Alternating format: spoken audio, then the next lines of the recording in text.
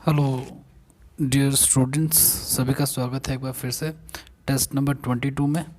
ठीक है, और 21 टेस्ट हमारे हो चुके हैं ऑलरेडी। ठीक है, तो आगे बढ़ते हैं हम लोग टेस्ट नंबर 22 की तरफ। ठीक है, बढ़ने से पहले एक बार फिर से वही, जिन बच्चों ने अभी तक भी मॉक टेस्ट का नहीं लिया हुआ है सब्सक्रिप्शन, वो अगर 10% ऑफ चाहते तो वो ये प्रोमो कोड डाल करके 10% ऑफ ले सकते हैं टेक्स्ट बुक से।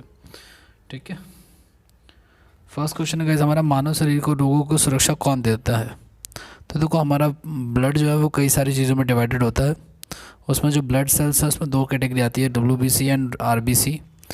तो जो WBC है गाइस वो हमारा जो है ना, एक तरह से कह लो कि सुरक्षा देने का काम करता है। वाइट ब्लड सेल जो है ना, हमारा इम्यून सिस्टम को इंक्रीज़ करता है।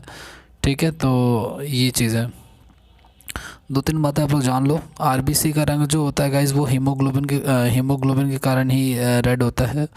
दूसरी बात, RBC और WBC का जो रेशियो होता है गाइस वो 600:1 का रेशियो होता है। अगर यानी कि अगर RBC की 600 सेल्स हैं तो WBC की सिर्फ एक सेल है, इसलिए हमारे ब्लड का रंग जो है लाल होता है, क्योंकि उसकी मात्रा ज़्यादा होती है। मानव शरीर में सबसे लंबी कोशिका कौन सी है? मानव शरीर में सबसे लंबी कोशिका जो है गाइस वो तंत्रिका कोशिका है। ठीक है, जिसकी लंबाई सबसे ज़्यादा है। प्रकाश को सबसे पहले किसने मापा था? भाई, प्रकाश को सबसे पहले मापा था रोमर में। ठीक है ना, तो रोमर ने भी मापा था। हालांकि प्रकाश से रिलेटेड जो वो है वो आइंस्टाइन ने भी दिए थे, न्यूटन ने भी दिए थे, लेकिन सबसे पहले इसको नापने का जो है वो क्रेडिट रोमर को जाता है। बिरजू महाराज का संबंध किस नृत्य शैली से है? बिरजू महाराज का संबंध जो है वो कथक से है। ठीक है, कुछ क्लासिकल कुछ फोक डांसेस स्टैटिक जी के आप लोगों ने पढ़ा भी होगा। ठीक है, वेडनेसडे को जो लेक्चर्स होते हैं। भाखड़ा नांगल बांध किस नदी पर स्थित है? भाखड़ा नांगल बांध गई सतलज नदी पर स्थित है। ठीक है, नदियों में आप लोग पढ़ोगे, सतलज रिवर जो शुरू होती है उसमें ये डैम जो है वो बनाया हुआ है। अगला, विश्व का सबसे बड़ा मरुस्थल कौन सा है? विश्व का सबसे बड़ा मरुस्थल जो है गाइस वो सहारा मरुस्थल है। जबकि एशिया का सबसे बड़ा मरुस्थल गोबी मरुस्थल है, और भारत का सबसे बड़ा मरुस्थल थार डेजर्ट है। ये पूरे विश्व का है, ये एशिया का है, ये भारत का है। राग मियाँ की मल्हार के प्रतिपादक कौन है? भाई, जो अकबर के नौरत्न हुआ करते थे उन नौरत्न में एक व्यक्ति था तानसेन, उन्होंने ये दिया था। ये मतलब कि ये एक तरह का ट्यून है, क्या लगता है, ये सॉन्ग है। ध्वनि की तीव्रता किस में मापी जाती है? तो गाइस, ध्वनि को जो है ना डीबी में मापा जाता है। डीबी यानी कि डेसिबल जो होता है। ठीक है, 120 डेसिबल जो होता है वो पागल करने के लिए सफिशिएंट होता है। नॉर्मली 40 डेसिबल से ऊपर हमें चीज़ें नहीं सुननी चाहिए। डीजे का जो साउंड होता है और जो ईयरफोन का साउंड होता है वो लगभग 120 डेसिबल के आसपास ही होता है। ठीक है, 8वीं का आंसर बी हो जाएगा, डेसिबल। किस अम्ल के कारण दूध खट्टा हो जाता है? भाई, लैक्टिक एसिड जो है ना, लैक्टिक एसिड किस कारण जो है वो खट्टा हो जाता है? कांच का गहरा नीला रंग किसके कारण होता है? भाई, कांच के अंदर अगर हम लोग मिला दें, क्या मिला दें, कोबाल्ट ऑक्साइड मिला दें तो उसका रंग जो है वो गहरा नीले रंग का हो जाएगा। पॉलीथीन का निर्माण किसके कारण होता है? पॉलीथीन एक मैनमेड है। ठीक है, आपको पता है, इसमें एथिलीन का बहुलीकरण किया जाता है। ठीक है ना, तो इसका आंसर ए हो जाएगा। 9th क्लास में भी आप लोगों ने इसके बारे में पढ़ा होगा, एथीन के बारे में या पॉलीथीन के बारे में। डेंगू ज्वर किससे होता है?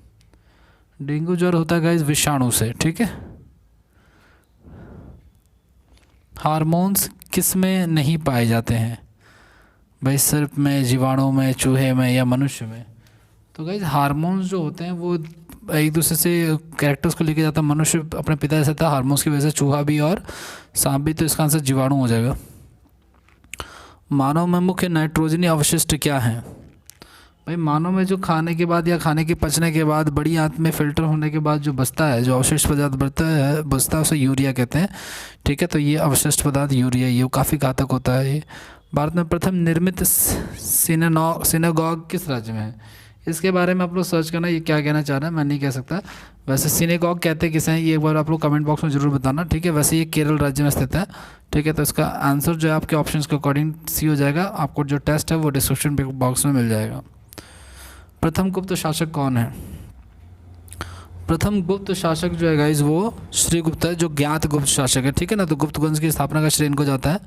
ठीक है, समुद्रगुप्त को भारत का नेपोलियन कहते हैं। बीड़ा बजाते हुए समुद्रगुप्त दिखाया गया है, और गुप्त काल का सबसे मतलब कि प्राचीन भारत का सबसे जो खुशहाल जो राज व्यवस्था थी वो गुप्त वंश की थी। लोहे का शुद्धतम रूप क्या होता है? ये तो शायद हमने लास्ट क्लास में भी किया था। लोहे का शुद्धतम रूप जो होता है गाइस वो पिटवा लोहा होता है, ठीक है। तो इसका आंसर सी हो जाएगा।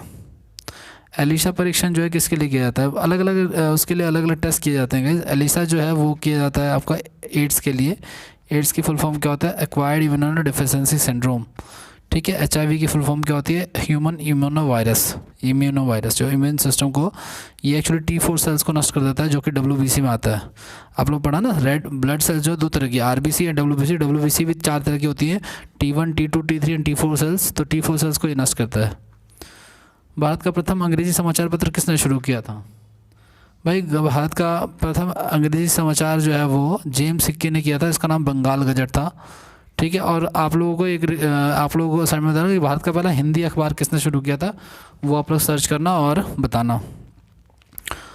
अगला, यूरोपीय संघ का मुख्यालय कहाँ पर स्थित है? यूरोपियन यूनियन का जो मुख्यालय है वो स्थित है ब्रुसेल्स में, ठीक है। तो इसका आंसर जो हो जाएगा वो सी हो जाएगा। राष्ट्रीय आय का आकलन कौन करता है? भाई नेशनल इनकम को कैलकुलेट करने का काम जो है वो केंद्रीय सांख्यिकी संगठन यानी कि CSO करता है, ठीक है। इसका मुख्यालय जो है कलकत्ता में है और देश का पहला कंप्यूटर भी CSO में लगाया गया था। वास्तुकला का विकास सबसे अधिक किस काल में हुआ? वास्तुकला का विकास जो है सबसे सर्वाधिक विकास जो वास्तुकला का हुआ है गाइज, जो डेवलपमेंट हुई है वो कुषाण काल में हुई है, ठीक है। प्राचीन भारत की बात हुई है।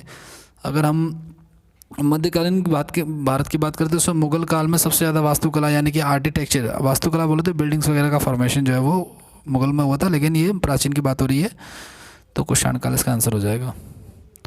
पाकिस्तान का स्वतंत्रता दिवस किस तिथि को मनाया था? पाकिस्तान हमसे एक दिन पहले स्वतंत्रता दिवस मनाता है, तो दैट इज़ 14 अगस्त। अष्टांगिक मार्ग के प्रतिपादक कौन है? अष्टांगिक मार्ग के प्रतिपादक जो हैं वो गौतम बुद्ध हैं। होम्योपैथी के जन्मदाता कौन है? होम्योपैथी जो मेडिसिन वगैरह होती हैं उसके लिए कह रही है, ठीक है। तो होम्योपैथी के जन्मदाता है सैमुअल हेलीमैन, ठीक है। बी आंसर हो जाएगा।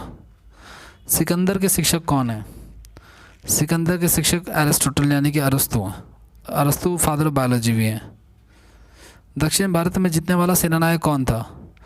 भाई दक्षिण भारत को जीतने वाला जो सेना नायक था वो अलाउद्दीन खिलजी का सेनापति, या कह लो एक तरह से सेना जनरल कह सकते हो आप लोग, मलिक कफूर था, जो इनके दक्षिण भारत के अभियानों को विजय करके लाया था। गाजर का रंग नारंगी किसके कारण से होता है? गाजर में प्रचुर मात्रा में कैरोटीन पाया जाता है, जिसके कारण उसका रंग जो है वो ऑरेंज कलर का हो जाता है। रोगों के संचरण के लिए उत्तरदायी कीटों को क्या कहा जाता है? भाई रोग अगर कोई फैल रहा है तो जिस प्रकार के कीट उसको फैला रहे हैं या जिस प्रकार के बैक्टीरिया उसको फैला रहे हैं उनको वेक्टर कहते हैं। वेक्टर मतलब वाहक होता है, वाहक जो उसको लेकर के जा रहा है। जैसे मान के चलिए एक मच्छर है, मच्छर ने आपको काटा तो आपको डेंगू हो गया, तो मच्छर वाहक हो गया, जबकि वो हो जीवाणु से रहा है। तेजड़िया और मंदरिया सबसे जुड़ा हुआ है। तेजड़िया मतलब होता है बुल्स, ठीक है, और इसका मतलब होता है बियर्स, ठीक है। तो बिल्स एंड बियर्स जो है वो शेयर मार्केट से जुड़ा हुआ है, यानी कि स्टॉक मार्केट से जुड़ा हुआ है, ठीक है। स्टॉक मार्केट में जो सबसे बड़ी संस्था है गाइस जो इसको कैलकुलेट करती है उसको बोलते हैं हम लोग उसको हम लोग क्या बोलते हैं, उसको हम लोग बोलते हैं, मैं बोल रहा हूँ नाम, एक तो सेबी बोलते हैं गाइस, हाँ सेबी बोलते हैं, security exchange board of India. नियोजन विषय को किस सूची में रखा गया है? ये काफ़ी इंपॉर्टेंट क्वेश्चन है, संघ सूची राज्य सूची से रिलेटेड। तो नियोजन विषय को संवर्ती सूची में रखा है। नियोजन का होता है प्लानिंग होता है, तो प्लानिंग सेंट्रल गवर्नमेंट भी कर सकती है, स्टेट गवर्नमेंट भी कर सकती है, तो सी आंसर हो जाएगा। थैलेसीमिया किस प्रकार की बीमारी है?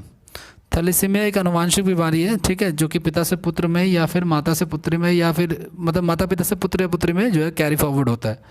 तो थैलेसीमिया जो है वो एक मानसिक बीमारी, जिस प्रकार से शुगर भी है, शुगर भी 2 टाइप की होती है, एक तो ए टाइप एक बी टाइप होता है। तो एक तो अनुवांशिक होता है और एक हो जाने वाली होती है, जैसे एक तो किसी को हो जाता है और एक पिता पुत्र से जो है ट्रांसफ़र होकर आती है। 33वें का अगर हम बात करें, अवमूल्यन से आयात पर क्या प्रभाव पड़ता है? अवमूल्यन से आयात महंगा हो जाता है, ठीक है ना। अवमूल्यन मतलब क्या होता है आपका? डिफ्लेशन, ठीक है ना। पंजाब को किस गवर्नर जनरल के शासनकाल में अंग्रेजी साम्राज्य में मिलाया गया था? 34 का आंसर डी हो जाएगा, डलहौजी। ये किस सेंस में कहा गया था? क्योंकि पूरे पंजाब को कभी नहीं मिलाया गया था, इसके कुछ हिस्से को मिलाया गया था मे बी, तो इसलिए इसका आंसर है। वैसे पूरे पंजाब को कभी नहीं मिलाया गया है। राज्य हड़प नीति की बात हो रही है, क्योंकि डलहौजी ने एक पॉलिसी चलाई थी राज्य हड़प नीति के तहत। इसके अंदर सबसे पहला राज्य जो हड़पा गया था वो सितारा था, बाद में झांसी और अन्य राज्यों को भी हड़पा गया था। ठीक है। भारतीय संसद में शून्यकाल का चलन कब शुरू हुआ? भाई भारतीय संसद में शून्यकाल जो होता है वो 12 से 1 का समय होता है। उसमें देश में जितने भी वर्तमान के मुद्दे उनको डिस्कस किया जाता है। ठीक है। तो वो 1962 के बाद से इसको शुरू किया गया था। और इसे जो है ना हमारे देश से अन्य देशों ने कॉपी किया है, जैसे ब्रिटेन ने हमसे लिया है ये। ठीक है। तुल्यकालिक कक्षा की ऊंचाई कितने किलोमीटर होती है? तुल्यकालिक कक्षा की ऊंचाई जो होती है वो 36,000 किलोमीटर होती है, जो नॉर्मली जो हम सैटेलाइट छोड़ते हैं वो। प्रति व्यक्ति आय की प्राप्ति किस प्रकार से की जा सकती है? भाई अगर हम राष्ट्रीय आय को जनसंख्या से विभाजित कर दें, मतलब टोटल इनकम को जनसंख्या से डिवाइड कर दें अगर हम, तो एक बंदे की आय आ जाएगी, है ना, एवरेज। अभिनव तारा किस प्रकार का तारा है? अभिनव तारा जो है गाइस वो जब कोई तारा नष्ट होने लग जाता है या उसका अंतिम समय आता है तो उसको कहते हैं मरणासन तारा, है ना, डेड स्टार के सेंस में ये यूज़ किया था। तो बी आंसर हो जाएगा इसका। शैल चट्टान का रूपांतरण किस में होता है? शैल चट्टानों का रूपांतरण जो है वो स्लेट में होता है। ठीक है ना, जो बड़ी बड़ी चूना पत्थर होती हैं उनकी उसमें। उष्ण मरुस्थल प्राय किस क्षेत्र में पाया जाता है? जो देखो मरुस्थल वो जगह होती है जहाँ पे 20 सेंटीमीटर से कम बारिश होती है। तो मरुस्थल दो प्रकार के हो सकते हैं, या तो वो रेतीले भी हो सकते हैं या वो बर्फीले भी हो सकते हैं। जैसे कि लद्दाख जो एक बर्फीला मरुस्थल है। तो 23.5 डिग्री अक्षांश के जितने भी पूर्व के जितने भी एरियाज़ हैं वो सारे के सारे जो हैं वो उष्ण मरुस्थल के एग्जाम्पल हैं। ठीक है। तो ये 40 क्वेश्चन थे गाइज हमारे टेस्ट नंबर 22 में। ठीक है। आगे हम लोग मिलेंगे टेस्ट नंबर 23 में। वीडियो को आप लोग लाइक कर देना, शेयर कर देना। ठीक है। और मैं बार बार कह रहा हूँ कि प्रैक्टिस मत कीजिए, उस प्रैक्टिस को इम्प्लीमेंट भी कीजिए। अगर टेस्ट आप लेकर के संडे सैटरडे अप्लाई करेंगे तो थोड़ा आइडिया लगेगा पेपर के बारे में, पेपर में कैसा टेस्ट आता है। ओके। प्रोमो कोड डालोगे तो आपको डिस्काउंट मिल जाएगा, वरना आपको पूरा टेस्ट जो है पूरा अमाउंट में खरीदना पड़ जाएगा। ठीक है। और बाकी वीडियो को शेयर कर देना आप लोग। मिलते हैं नेक्स्ट वीडियो में। Thank you so much.